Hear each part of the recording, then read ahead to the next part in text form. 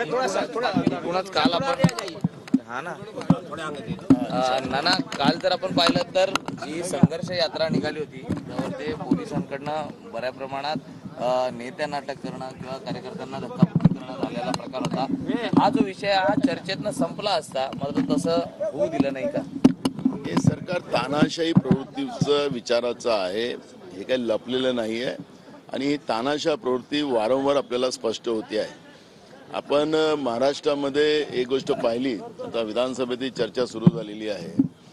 Maratha OBC आरक्षणाच्या बाबतचा जो वाद या सरकारने जो रस्त्यावर लढवला आणि सरकारच्या या वैचारिक जो त्यांचा जो शाहू फुले आंबेडकर विचाराला संपुष्टात आणण्याचं जे पाप यांचं जे आहे ते पाप या ठिकाणी स्पष्ट होते आहे।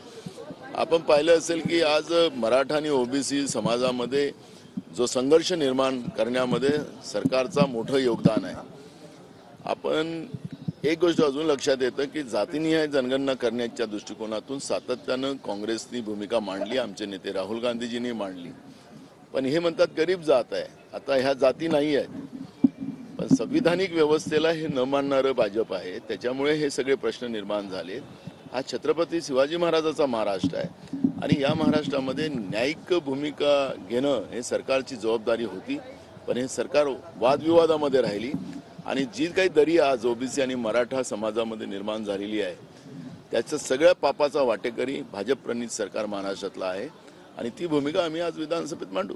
लोकसभा निवडणुका तोंडावर आहेत आणि अशातच जे शिवसेनेचे खासदार आहेत ते आता असं म्हणजे म्हणू लागलेले आहेत, प्रभाव त्यांचा जास्त कमळावरती आहे आणि कमळाच्या चिन्हावर जर लढलो तर निवडून येऊ शकतो असं देखील तो त्यांच्या पक्षाचा इश्यू आहे, त्याच्याबद्दल आम्हाला चर्चा करायची। सर, अजित पवार यांनी काल एक वक्तव्य केलेलं आहे लक्षवेधीला उत्तर देताना, प्रश्नोत्तराला उत्तर देताना विधान परिषदेमध्ये की पीएचडी विद्यार्थी जे करतायत त्यांना सारथीमार्फत पूर्ण अनुदान देण्याची मागणी होती, त्यावरती पीएचडी करून ते काय दिवे लावतात असं त्यांचं वक्तव्य होतं। या सरकारचा माज जो आहे, हा माज जो आहे या सरकारचा तो त्याच्यातून स्पष्ट होतोय। पीएचडी शिक्षणाचा अधिकार हा आमचा आहे आणि हा शाहू फुले आंबेडकरांचा महाराष्ट्र आहे।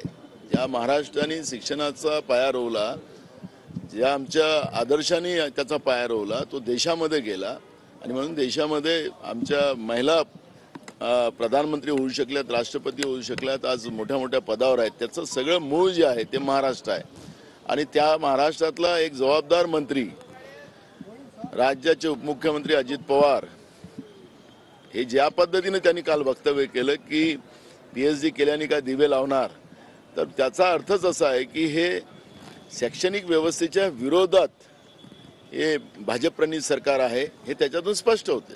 सर, केंद्रीय निवडणूक आयुक्त जे आहेत काल राज्यसभेमध्ये उद्धव ठाकरेंची आमदारांची अपात्रतेची सुनावणी चालू आहे। काल सुनावणी दरम्यान शिंदे गटाचे जे आमदार आहेत भरत गोगावले त्यांना प्रश्न करण्यात आला होता की तुम्ही सुरतला का गेलेत, तर त्यावेळेस उत्तर देताना ते बोलले की छत्रपती शिवाजी महाराज सुद्धा सुरतला गेले होते आणि म्हणून मी गेलो। तर हे कसं बघताय, कसं बघताय?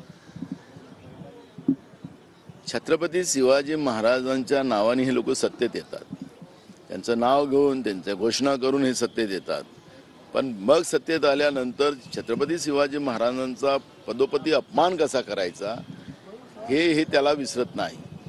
छत्रपती शिवाजी महाराज गुजरातमध्ये म्हणजे सुरतेमध्ये देण्यासाठी नव्हते गेलेत, त्या तिथं अत्याचारी व्यवस्था जी होती त्या अत्याचारी व्यवस्थेला सबक देऊन त्यांनी आमच्या लोकांचा जो खजाना लुटलेला होता तो खजाना आणायसाठी गेलेले होते। तो इतिहास त्यांना माहिती नसेल म्हणून त्यांना सांगितलं पाहिजे, पण तुम्ही गुजरातच्या गुलामगिरीमध्ये गेलेला होतात आणि गुजरातच्या गुलामीमध्ये तुम्ही त्या हॉटेलमध्ये तुम्हाला कसं कस्टडीमध्ये ठेवलेलं होतं आणि कसं तुम्हाला वागवलं गेलं होतं।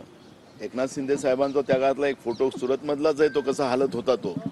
अशा वेळेस मी तुम्हाला एक सांगतो की शिवाजी महाराजांची तुलना हे त्या लायकीचे पण नाही, यांनी करू नये आपल्याबरोबर असा आमचा त्यांना सल्ला आहे। पण ज्या पद्धतीनं छत्रपती शिवाजी महाराजांचा हे अवमान करायला निघालेले आहेत, कारण की यांचे मंत्री पण त्यावेळेचे एक राज्यपाल तत्कालीन यांनी छत्रपती शिवाजी महाराजांचा अपमान केला, बाबासाहेब आंबेडकरांचा केला, महात्मा ज्योतिबा फुले सावित्रीबाई फुल्यांचा अपमान केला, यांचे अनेक मंत्री अर्धापेक्षा जास्त डझन त्यांनी पण आणि यांचे प्रवक्ते देशातले जे कोण होते ते त्यांनी पण छत्रपती शिवाजी महाराजांचा अपमान केलेला आहे.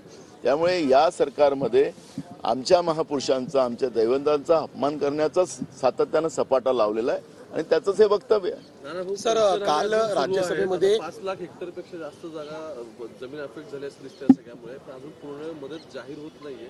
कुठे गोष्टी अडचण असं दिसतं तुम्हाला? किती शेतकऱ्यांच्या आत्महत्या या सरकारला पाहिजे हा सवाल काँग्रेसच्या वतीनं आम्ही विचारतो आहे. कारण की आम्ही सांगतोय की पहिल्या दिवशीपासून सरकारने तातडीनं जाहीर केलं पाहिजे काय मदत देता आणि त्यांच्या खात्यात टाका. तुम्ही पावसाळी अधिवेशनात ही घोषणा केली आणि त्या घोषणेचे पैसे सुद्धा अजूनपर्यंत मिळाले नाहीत. रोज एव्हरेजमध्ये 14 शेतकरी आत्महत्या करतात आहे. त्यांना किती शेतकऱ्यांच्या आत्महत्या पाहिजेत? हे शेतकऱ्यांना आत्महत्या करायला प्रेरित करणारे हे सरकार आहे. यांनी द्यायचं आहे की नाही द्यायचं आम्ही परवा पण विधानसभेत बोललो की तुम्ही एकदा सांगून द्या आम्हाला नाही द्यायचं आहे, या आमची जबाबदारी नाही. तर शेतकरी स्वतःच्या याच्यानं कसं उभं व्हायचं शेतकरी ठरवेल ना. पण एकीकडे घोषणा करायच्या, त्यांच्या जखमेवर मीठ सोडायचं आणि घोषणाच्याच पाऊस पाडायचा. परवा चर्चा संपली, मुख्यमंत्र्यांनी कालच त्याचा रिप्लाय करायला पाहिजे. आम्ही शुक्रवारी रिप्लाय करू. अजून पंचनामे आले नाही. मागच्या अवकाळी पावसाचे पंचनामे आलेत, मग त्याच्यानंतर पावसाळी फसलीचे नुकसान झालेत. तुम्हाला पंचनामेच करत आहे हे सरकार सातत्यानं. तर शेतकऱ्यांचा पंचनामा करायला निघालं काय आणि त्यांचा जीव घ्यायला हे सरकार निघालं काय? या पद्धतीचं भावना आता महाराष्ट्रातल्या शेतकऱ्यांच्या आहेत, आमच्या आहेत. सर, काल केंद्रीय निवडणूक आयुक्तांच्या निवडी संदर्भात एक विधेयक राज्यसभेत मंजूर झालेलं आहे.